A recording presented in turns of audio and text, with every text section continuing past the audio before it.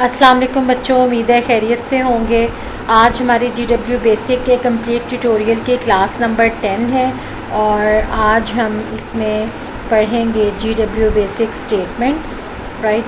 GW basic statements, इसके अलावा हम पढ़ेंगे type conversion in GW basic के टाइप कन्वर्जन को देखेंगे कि वो क्या है, कैसे काम करती है।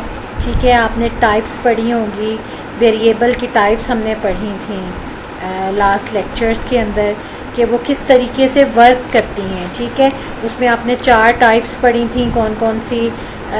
स्ट्रिंग टाइप पढ़ी थी वेरिएबल की, उसके अलावा आपने इंटीजर टाइप पढ़ी थी, आपने सिंगल प्रिसीजन पढ़ी थी एंड डबल प्रिसीजन आपने जो है पढ़ी थी, राइट। अब हम देखेंगे कि उन टाइप्स को कन्वर्ट कैसे करता है, राइट। आज के लेक्चर में हम देखेंगे कि कन्वर्जन ऑफ जो वेरिएबल्स हैं वो क्या होती हैं, टाइप कन्वर्जन्स क्या होती हैं एंड GW बेसिक की स्टेटमेंट्स क्या होती हैं और कैसे वर्क करती हैं। जी बच्चों, सबसे पहले हम देखेंगे कि टाइप कन्वर्जन क्या होती है और कैसे काम करती है। टाइप कन्वर्जन्स में मैंने आपको जैसे बताया कि अभी जो आपने वेरिएबल की डिफरेंट टाइप्स पढ़ी थी वो क्या क्या थी, उसको हम एक दफ़ा रिवाइज कर लेते हैं। दिस वन, ठीक है। सबसे पहले आपने करैक्टर पढ़ी थी, स्ट्रिंग वेरिएबल होता है, एग्जाम्पल उसकी ये है, एंड पे हम $साइन लगाते हैं और स्ट्रिंग की लेंथ यानी 255 करैक्टर्स की लेंथ होती है। उसके बाद ये आपने करैक्टर पढ़ा था परसेंटेज का, वो इंटीजर वेरिएबल के लिए यूज़ होता है और 2 बाइट्स लेता है। एक्सक्लेमेशन मार्क जो है वो सिंगल प्रिसीजन है और 4 बाइट्स लेता है, और जो हैश का साइन है वो that is double precision variable और वो 8 बाइट्स लेता है। और इनके बारे में हमने पढ़ा था कि अगर हम किसी भी वेरिएबल की, इंटीजर टाइप के वेरिएबल की जो है वो टाइप डिक्लेयर नहीं करते अपने प्रोग्राम में, तो वो बाय डिफ़ॉल्ट उसको सिंगल प्रिसीजन लेता है, दिस वन। ठीक है जी। और इन दोनों के दरमियान जो डिफरेंस था वो हमने क्या देखा था कि जो सिंगल प्रिसीजन यानी कि ये एक्सक्लेमेशन मार्क वाला साइन है, ये क्या करता है कि अप टू 7 कैरेक्टर्स जो है आफ्टर डेसिमल पॉइंट जो है ये वैल्यू उठाता है, और ये जो हैश का साइन है डबल प्रिसीजन, ये आपका after decimal point up to 16 digit तक जो है वो वैल्यू उठाता है। इन्हीं चीज़ों को हमने नोट करना है when we do the practical today for type conversion, right. इसीलिए मैंने आपको ये चीज़ें जो हैं वो रिवाइज कराई हैं ताकि आपके जहन में फ्रेश हो जाए। ये हैं टाइप डिक्लेरेशन कैरेक्टर्स, यानी हम अपने वेरिएबल्स को किस तरह से डिक्लेयर करते हैं। ये टोटल टाइप्स हैं और आज हमने देखना है टाइप कन्वर्जन्स, यानी ये एक टाइप जो है वेरिएबल की वो दूसरी टाइप में किस तरह से जो है वो कन्वर्ट होती है। ठीक है जी। टाइप कन्वर्जन की पहले मैं आपको डेफिनेशन बता दूं क्या होती है कि when the program tries to store one type of numeric value up to the variable of another type, GW basic performs the type conversion according to the following rules। यानी अगर आप एक किस्म के वेरिएबल को दूसरी किस्म के वेरिएबल में स्टोर करने की कोशिश करते हैं तो GW बेसिक क्या परफॉर्म करता है। ठीक है, इसको इजीली अंडरस्टैंड करने के लिए मैं आपको एक डेली लाइफ की एग्जांपल दूं कि फॉर एग्जांपल अगर आपने जो है अपना मोबाइल फ़ोन, फ़र्ज़ कर लें मोबाइल फ़ोन आपने माचिस की डिबिया में रखना हो तो क्या करेंगे, वो आ जाएगा उसके अंदर? हरगिज़ नहीं। ठीक है, तो उसका क्या सॉल्यूशन है? अगर हमने हर सूरत उसको पैक करना है माचिस की डिबिया में तो हर सूरत हमें ऑब्वियसली उसको तोड़ के जो है वो उसके अंदर जो है फिल करना पड़ेगा। वैसे तो नहीं आएगा, वैसे तो कोई सूरत नहीं है कि आप अपने मोबाइल फ़ोन को जो है मैचेस की डिबिया में, मैच बॉक्स में जो है वो पैक कर दें। उसका सिर्फ और सिर्फ हल ये होगा कि आप अपना मोबाइल तोड़ें और उसको जो है मैच बॉक्स के साइज़ के इक्वल बनाएं और फिर उसको जो है वो उसके अंदर रखें। यही मतलब है ना। यानी इससे आपको क्या पता चला कि आपने जब एक टाइप के वेरिएबल को दूसरी टाइप में, यानी डेस्टिनेशन वेरिएबल जो होगा उसमें आपने कन्वर्ट करना होगा या स्टोर करना होगा, तो वेरिएबल अपने आप को कुछ नहीं करेगा। ठीक है, जैसे मैच बॉक्स ने अपने आप को नहीं बड़ा किया मोबाइल के साइज़ के मुताबिक, आपको मोबाइल का साइज मैच बॉक्स के मुताबिक करना पड़ा। अंडरस्टैंड? इसी तरह से आपका जब आप एक वेरिएबल को दूसरी तरह के वेरिएबल में स्टोर करने की कोशिश करेंगे तो वेरिएबल को जो है वो शॉर्ट या लॉन्ग करेगा, आपकी जो डेस्टिनेशन वेरिएबल है उसकी टाइप पे कोई फर्क नहीं पड़ेगा। उसी की प्रैक्टिस जो है वो हम करके देखते हैं। ठीक है जी। फॉर एग्जांपल क्या है कि हम एक वेरिएबल लेते हैं डेसिमल पॉइंट का और उसको हम इंटीजर टाइप में सेव करने की कोशिश करते हैं। उसके लिए हमें जो है ऑटो करके जाना पड़ेगा इनडायरेक्ट मोड में। यहाँ हम लेते हैं एक वेरिएबल x और उसकी टाइप रख देते हैं इंटीजर। आपको पता है इंटीजर टाइप जो है वो क्या करती है, वो डेसिमल पॉइंट नहीं लेती।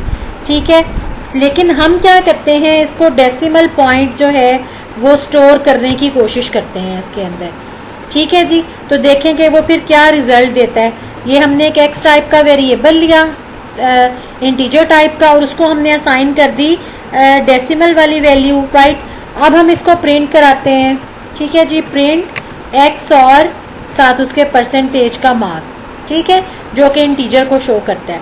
उसके बाद हमारा प्रोग्राम एंड हो गया। अब हम इसको क्या करते हैं, रन करते हैं।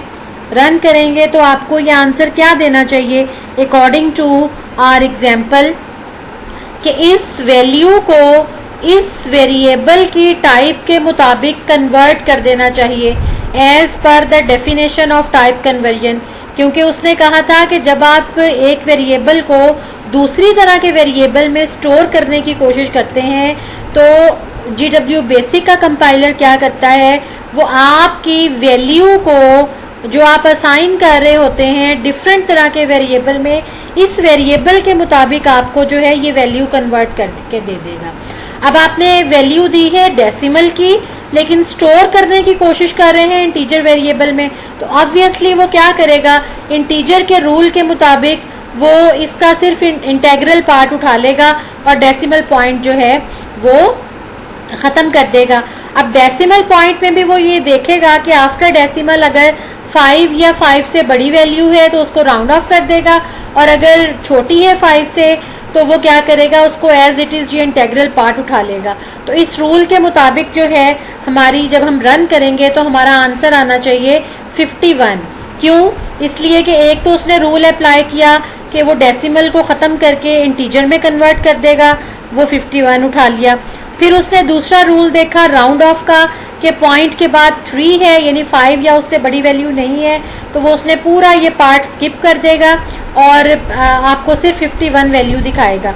Now I am going to enter the run command. जैसे ही मैं रन कमांड एंटर करूंगी आपको रिजल्ट जो है वो डिस्प्ले हो जाएगा। ठीक है जी, ये मैंने एंटर किया, ये रिजल्ट उसने दिखा दिया 51, राइट। अब अगर यही प्रोग्राम मैं करती हूँ 51.99 करूँ तो ये इसको 52 में कन्वर्ट कर देगा। Let me check. ठीक है जी, तो ये क्या किया जी, ऑटो करके हम जो है वो आए इनडायरेक्ट मोड के अंदर। यहाँ पे मैंने x वेरिएबल लिया, उसको वैल्यू दी 51.99। ठीक है जी, एंटर किया और प्रिंट x और परसेंटेज का साइन, और ये हमने रिमूव किया क्योंकि हमने रन कमांड को जो है वो ऑपरेट करना है और उसके लिए हमें लाइन नंबर की ज़रूरत नहीं है। एंटर किया तो ये देखें उसने राउंड ऑफ करके 52 कर दिया। अच्छा, यहाँ पे मैं आपको एक बात बताती चलूँ कि जैसे हम इसको अब करते हैं ना, अब हमने ये कमांड जो है वो GW बेसिक पे एग्जीक्यूट कर ली है। अब अगर हम इसी कमांड को इसी एनवायरनमेंट में रहते हुए दोबारा से 51.39 करेंगे तो वो आपको 52 ही वैल्यू दिखाएगा, क्योंकि उसकी रैम में जो है 52 स्टोर हो चुका है। अगर कोई भी कमांड आप एग्जीक्यूट करते हैं और आपको जो है वो रिजल्ट उसका सही नहीं मिल रहा, तो आप उसका शॉर्टकट वे क्या है कि GW बेसिक के एडिटर को क्लोज करें और क्लोज करने के बाद दोबारा से उसको जब ओपन करके आप कमांड को एग्जीक्यूट करेंगे तो वो आपको जो है सही रिजल्ट देगा। इसका भी मैं आपको यहाँ पे करके दिखा देती हूँ। कि अब देखें मैंने वही पहली वाली वैल्यू देती हूँ, x percentage is equal to 51.39 दे देते हैं, ठीक है जी।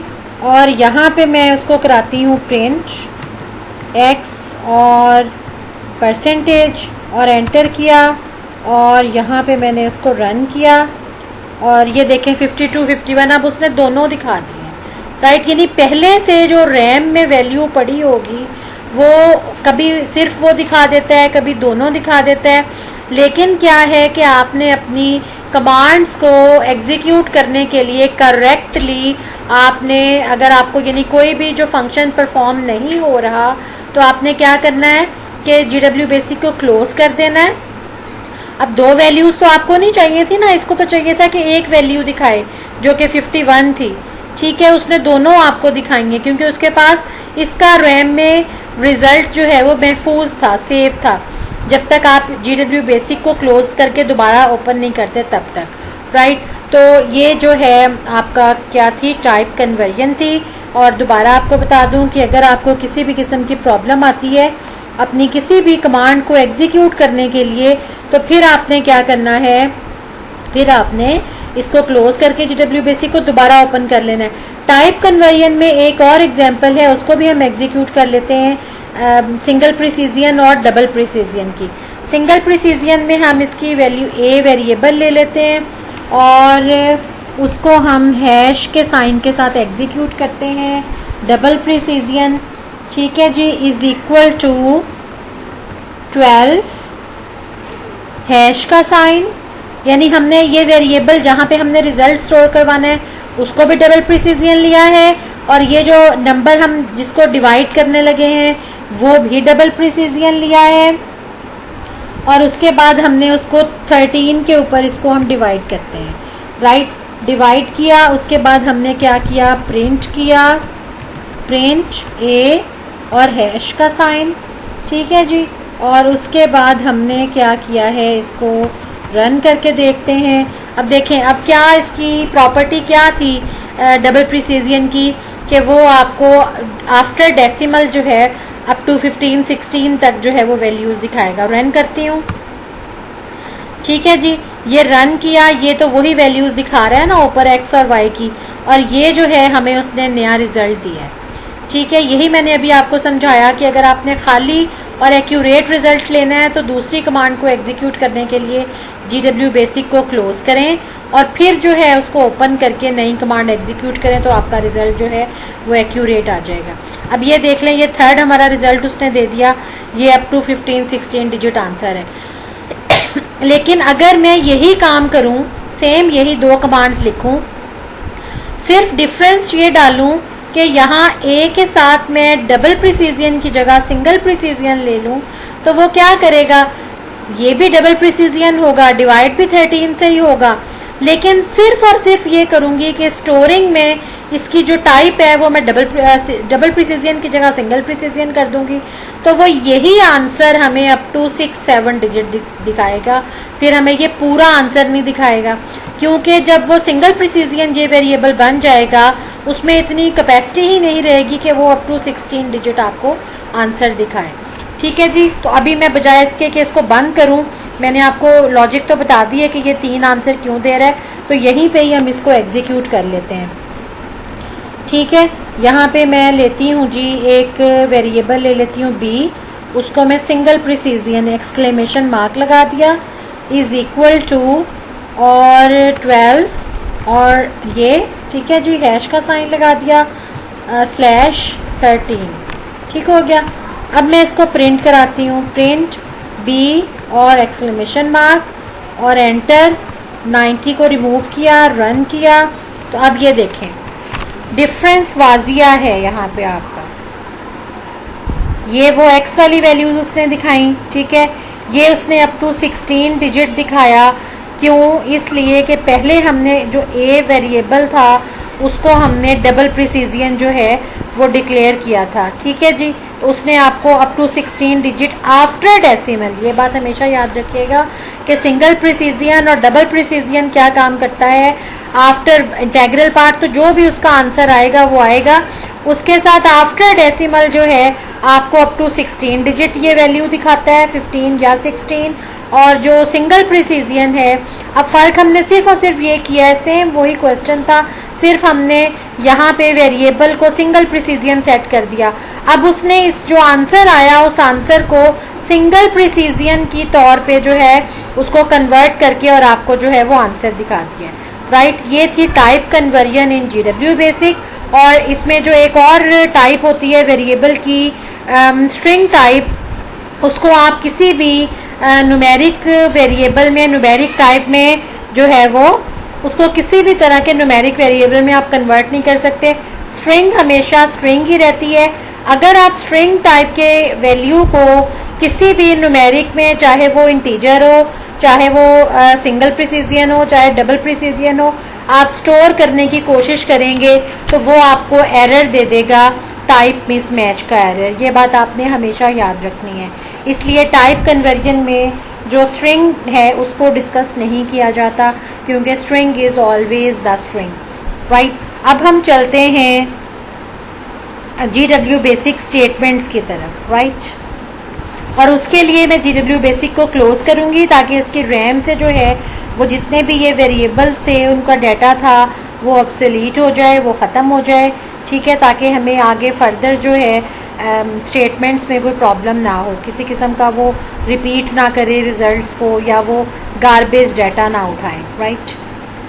ठीक है जी, हम आ गए दोबारा से GW बेसिक के उसको नया हमने ओपन कर लिया है, पहले वाला क्लोज कर दिया है। अब यहाँ पे हम देखेंगे कौन कौन सी स्टेटमेंट्स GW बेसिक की स्टेटमेंट, कौन कौन सी इनपुट स्टेटमेंट और आउटपुट स्टेटमेंट, इसके अलावा लेट स्टेटमेंट है और रीड और डाटा स्टेटमेंट और उसके साथ रीस्टोर स्टेटमेंट है, ठीक है जी। तो देखते हैं कि हम आज कौन कौन से स्टेटमेंट्स को कवर करते हैं। सबसे पहले हम जो है वो करते हैं इसको, कौन से स्टेटमेंट को यूज़ करते हैं, प्रिंट स्टेटमेंट को जो है मैं आपको यूज़ करके दिखाती हूँ। उसके लिए सबसे पहले हमें जाना पड़ेगा ऑटो करके इनडायरेक्ट मोड के अंदर। इनडायरेक्ट मोड में गए, ठीक है जी। यहाँ हमने पहले आज तक हमने कौन सी कमांड यूज़ की थी, प्रिंट कमांड को सिंपल ऐसे यूज़ किया था, प्रिंट A डिवाइडेड बाय, फ़र्ज़ कर लें हम यहाँ पे वैल्यूज़ डायरेक्ट लगा देते हैं, बल्कि आपको ना लेट स्टेटमेंट भी साथ ही बता देती हूँ। असाइनमेंट स्टेटमेंट है ना बुक में आपकी, असाइनमेंट के कैसे असाइन किया जाता है। एक हमने वेरिएबल लिया A, ठीक है जी, उसको इंटीजर टाइप का हम डिक्लेयर कर लेते हैं, ठीक हो गया, is equal to. Assignment statement दो तरीक़ों से जो है वो यूज़ की जाती है। एक तो इज़ इक्वल टू का साइन लगा के, ठीक है, दिस वन यानी इज इक्वल टू हम असाइन कर रहे हैं ना उसको वैल्यू, इसको हम वैल्यू असाइन कर देते हैं 20, राइट। और दूसरा तरीका क्या है असाइनमेंट का, लेट स्टेटमेंट। वो कैसे करते हैं जी, लेट A डॉलर साइन, ठीक है, सॉरी डॉलर साइन कह रही हूँ, परसेंटेज का साइन इज। अब हम सेकंड वेरिएबल लेते हैं तो यहाँ पे B ले लेते हैं, B percentage is equal to, ठीक है जी, इसको हम दे देते हैं 5, ठीक है।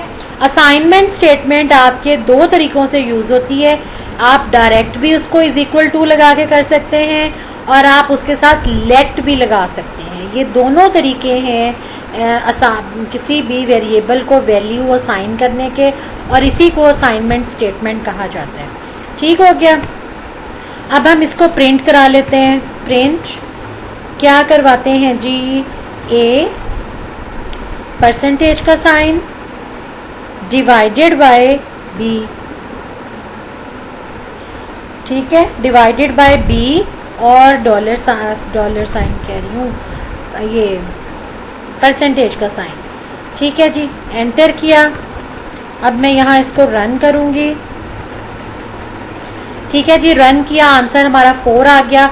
यानी 20 को 5 से, A की वैल्यू 20 थी, B की वैल्यू जो है वो 5 है, और जो है हम 20 को 5 से डिवाइड करेंगे तो हमारे पास आंसर क्या है, 4 आ जाएगा, ठीक हो गया। उसके बाद जो है ये हमारी असाइनमेंट स्टेटमेंट हो गई, और असाइनमेंट के दोनों तरीके हो गए, डायरेक्ट इज इक्वल टू लगा के और लेट के साथ भी। दूसरी हमारी प्रिंट की स्टेटमेंट हमने आज तक इस तरीके से यूज की है। तो प्रिंट की स्टेटमेंट हम और किस तरह से यूज कर सकते हैं, एक तो आपकी हो गई प्रिंट स्टेटमेंट दिस वन, यानी डायरेक्ट आपने उसको करा लिया। एक आप उसको करते हैं, प्रिंट स्टेटमेंट के बेसिकली 2 पार्ट्स होते हैं। प्रिंट के बाद पहला पार्ट होता है उसके मैसेज का, जो हमें यहाँ नजर आ रहा होता है स्क्रीन के ऊपर। जैसे आप लिखते हैं ना आंसर इज इक्वल टू, फिर आगे आंसर लिखते हैं, इसी चीज को हम दोबारा कर लेते हैं। ठीक है जी। प्रिंट, अगर हम इसको प्रिंट इस तरीके से करें, आंसर इज इक्वल टू, या आप कोई भी मैसेज डिस्प्ले करा लें कि division of A divided by B is equal to, इसको हम इस पार्ट को हमेशा जो है वो डबल कोट्स के अंदर शो करते हैं। ठीक है जी। उसके बाद हम सेमीकोलन लगाते हैं और फिर इसका नेक्स्ट पार्ट होता है। नेक्स्ट पार्ट में वो कैलकुलेशन परफॉर्म हो रही होती है जो हमने प्रिंट करवानी होती है। जैसे हमने यहाँ पे ये कराई है, A percentage divided by B percentage. ठीक है जी। वेरिएबल की टाइप लिखना जरूरी है, अदरवाइज वो इसको सिंगल प्रिसीजन कंसीडर कर लेता है। ठीक है जी। इसको मैंने एंटर किया, 50 को रिमूव किया, रन किया, और अब देखें ये दोनों आंसर आपको दिखा रहा है। ये ऊपर जो उसके पास ऑलरेडी मेमोरी में महफूज था। ठीक है जी। और दूसरा जो मैंने ये प्रिंट कराया था। अब इन दोनों में फ़र्क देखें, यहाँ पे सिर्फ हमें 4 नज़र आ रहा है। ठीक है। अब हमें 4 का तो नहीं पता चलता कि व्हाट इज़ 4, राइट। तो आप उसको कंप्लीटली इस तरह से अगर शो कराने के लिए, जैसे आप मैथ्स के क्वेश्चन सॉल्व करते हुए लिखते हैं कि answer is equal to this, तो हम यहाँ लिख दिया division of A divided by B is equal to 4। तो ये प्रिंट स्टेटमेंट का जो कंप्लीट सिंटैक्स है वो क्या है, 2 पोर्शन होते हैं। पहला पोर्शन आपका मैसेज डिस्प्ले कराने के लिए होता है। ठीक है। तो वो आप डबल कोट्स के अंदर लिखते हैं, फिर आप सेमीकोलन लगाते हैं, और फिर आप जो है यहाँ पे जो भी आपका रिजल्टिंग वेरिएबल है या डायरेक्ट आपने कोई कैलकुलेशन जैसे अभी मैंने यहाँ की ऐसे परफॉर्म करनी है तो वो लिख के आप, तो उसका यूं डिफरेंस आ जाएगा। अगर आप विदाउट मैसेज के करेंगे तो सिर्फ और सिर्फ आपको आंसर दिखाएगा। अगर आप मैसेज के साथ प्रिंट स्टेटमेंट यूज़ करेंगे तो वो आपको इस तरीके से दिखाएगा। ठीक है जी।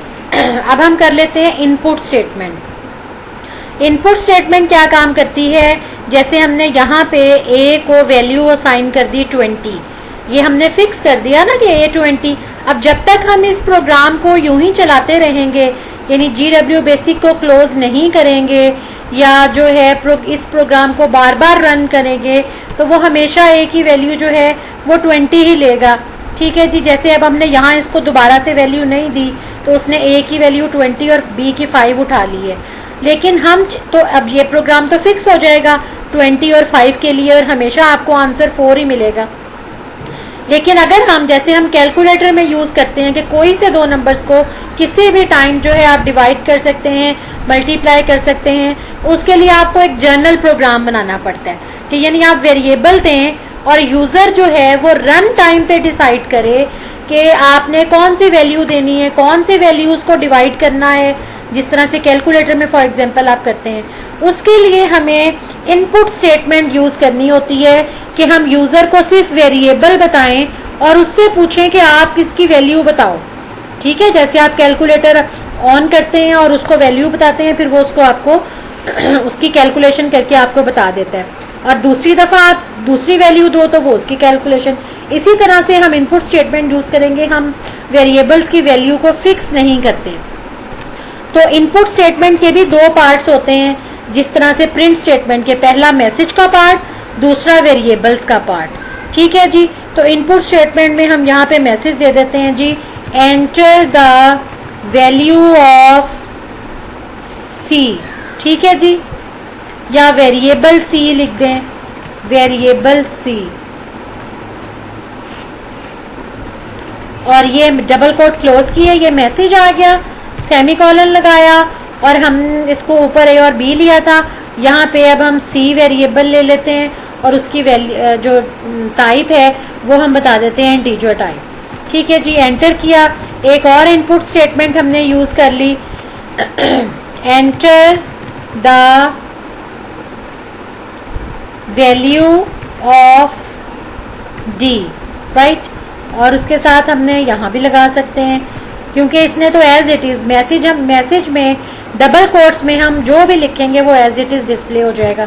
सेमीकोलन लगाया डी और ये उसकी टाइप आ गई, ठीक हो गया। अब मैं इसको डिवाइड करती हूँ, ये 70, ठीक है जी। प्रिंट स्टेटमेंट, इसमें मैसेज मैंने डिस्प्ले कराया, the result of C divided by D is equal to double quote close, और फिर हमने सेमीकोलन लगाया इन पोर्शंस को सेपरेट करने के लिए, यानी मैसेज पार्ट को और वेरिएबल्स को सेपरेट करने के लिए मैंने यहाँ पे क्या किया, C दे दिया, ठीक है जी। C percentage divided by D percentage, ठीक है। अब एंटर किया और उसके बाद मैंने क्या किया, इसको रन करेंगे। अच्छा, अब यहाँ पे आपने दो बातें याद रखनी है। कौन कौन सी?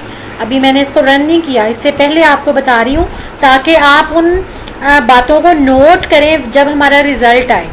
अब क्या होगा कि चूंकि हमने GW बेसिक क्लोज नहीं की थी तो आपको ये रिजल्ट भी दिखा रहा होगा, ठीक है जी। ये वाला 4 भी दिखाएगा, ये प्रिंट डिवीजन ऑफ ए ये भी दिखाएगा, उसके साथ साथ वो ये आपको रिजल्ट, तीसरा रिजल्ट आपको ये दिखाएगा, ठीक है जी। एक बात तो ये हो गई। दूसरी क्या बात होगी कि अब हमने यहाँ पे C और D की वैल्यू डिजाइन टाइम पे इसको नहीं दी, यानी जब हम प्रोग्राम बना रहे थे हमने उसको उस टाइम इसकी वैल्यू नहीं दी, बल्कि क्या है कि हमने यूजर को ओपन ऑप्शन दे दी है कि जब भी वो इस प्रोग्राम को रन करे तो वो C और D की कोई भी वैल्यू दे के उसको जो है वो डिवाइड कर सकता है, ठीक है जी। अभी ओपन हो गया ना, अब चाहे आप इस प्रोग्राम को 10 टाइम चलाएं तो आपसे कंपाइलर पूछेगा कि C और D की क्या वैल्यू है। जब आप वो वैल्यू देंगे तो उसने उसी को डिवाइड करना है, जस्ट लाइक कैलकुलेटर, ठीक है। कैलकुलेटर की एग्जांपल मैं आपको बार बार इसलिए दे रही हूँ कि कैलकुलेटर तो सब बच्चे यूज करते हैं, सब बच्चे बड़े यूज करते हैं, उनको पता है कि वो किस तरह से जो है वो काम करता है, ठीक है जी। अब मैं इसको रन करती हूँ, रन कमांड लिखी और एंटर किया। आपने क्या नोट करना है कि वो हमें वो रिजल्ट भी दिखाएगा, प्लस आपसे वैल्यू मांगेगा C की और D की, और उसके साथ ये मैसेज लिखा हुआ होगा, ठीक है। और अगर हम ये मैसेज का पार्ट प्रिंट स्टेटमेंट में भी और इनपुट स्टेटमेंट में भी ऑप्शनल है, ठीक है, जरूरी नहीं है कि आप दें। ऑप्शनल का क्या मतलब है, जरूरी नहीं है कि आप दें, लेकिन फॉर बेटर अंडरस्टैंडिंग अगर तो आपने मतलब देना होता है।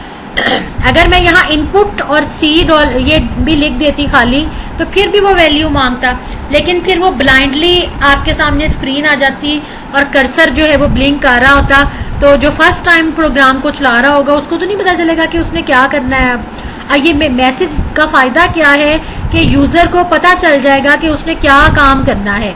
उसको जब ये मैसेज उसके सामने आएगा तो उसको पता चलेगा कि उसने वैल्यू एंटर करनी है, ठीक हो गया। अब मैं एंटर इसको रन करने लगी हूँ जी, ठीक है, राइट। अब ये देखें, ये पहले से उसने 2 रिजल्ट दिखा दिए, क्योंकि आपको पता है इसमें आप एक और बात नोट करें, क्योंकि हम कॉन्टिन्यूअस लाइन नंबर्स में जा रहे हैं तो उसने क्या किया है, पहले जो पहली वाली लाइंस थी उसने उसको प्रिंट स्टेटमेंट चूंकि उसको मिल गई तो उसने ये रिजल्ट प्रिंट कराए। उसके बाद लाइन नंबर 50 पे आया है। ये बात आपने GW बेसिक के जब शुरू में आप उसकी प्रोग्रामिंग के स्ट्रक्चर के रूल्स पढ़ रहे थे, जनरल रूल्स पढ़ रहे थे, वहां आपने पढ़ी थी कि ये सिक्वेंशियल लैंग्वेज है, ये असेंडिंग ऑर्डर में जो है वो वर्क करती है। पहले लाइन नंबर 10 को एग्जीक्यूट करती है, फिर 20 को, फिर 30 को एंड सो ऑन। तो यहाँ देखें वही चीज इंप्लीमेंट हो रही है। पहले उसने ये ऊपर वाली जो कमांड्स थी इसको एग्जीक्यूट करके रिजल्ट दिखा दिया। 50 पे जब उसको इनपुट मिला तो फिर वो आपसे ये देखें ये मैसेज उसने डिस्प्ले करा दिया, enter the value of C। यहाँ पे अब हम वैल्यू इसको दे देते हैं जी 30। अब मैं एंटर करूंगी तो फिर ये अगली वैल्यू आपसे मांगेगा D की, ठीक है। ऐसे ही है ना, जहां पे उसको इनपुट मिला उसने प्रोग्राम वहीं रोक दिया और आपसे वैल्यू लेगा, एंटर किया, अब उसने डी की वैल्यू मांगी, अब हम डी की वैल्यू दे देते हैं 10। ठीक है जी, तो अब हमारा आंसर क्या आना चाहिए? अब हमारा आंसर आना चाहिए कि 30 को जब 10 से डिवाइड करें तो 3 आंसर आना चाहिए और उसके साथ मैसेज ये वाला प्रिंट होना चाहिए, result of C/D is equal to. ठीक है जी, एंटर करने लगी हूँ, एंटर किया तो ये देखें ये मैसेज आ गया, result of C/D is equal to ये 3। राइट, मेरा ख्याल है आपको प्रिंट स्टेटमेंट और इनपुट स्टेटमेंट जो है बहुत अच्छे तरीके से समझ आ गई होंगी और इसको आपने बहुत अच्छे तरीके से प्रैक्टिस करनी है। बाकी रीड और डाटा स्टेटमेंट जो है वो हम नेक्स्ट लेक्चर में करेंगे क्योंकि उस पर काफ़ी टाइम लग जाएगा। रीड और डाटा स्टेटमेंट है, उसकी डिफरेंट वेरिएशंस हैं, उसके साथ रीस्टोर स्टेटमेंट है, उसके लिए हम सेपरेट लेक्चर रखेंगे। यहाँ तक जितनी भी चीज़ें हैं अगर आपको ये क्लियर हो जाती हैं, उसकी आप प्रैक्टिस कर लेते हो, बार बार देखें वीडियो को। अगर आपको फिर भी कोई प्रॉब्लम आती है तो आप नीचे कमेंट सेक्शन के अंदर कमेंट कर सकते हैं। राइट, वीडियो के अंदर जो है कमेंट्स में आप कमेंट कर दें, वहीं आपको आंसर मिल जाएगा। नेक्स्ट लेक्चर तक के लिए अल्लाह हाफ़िज़।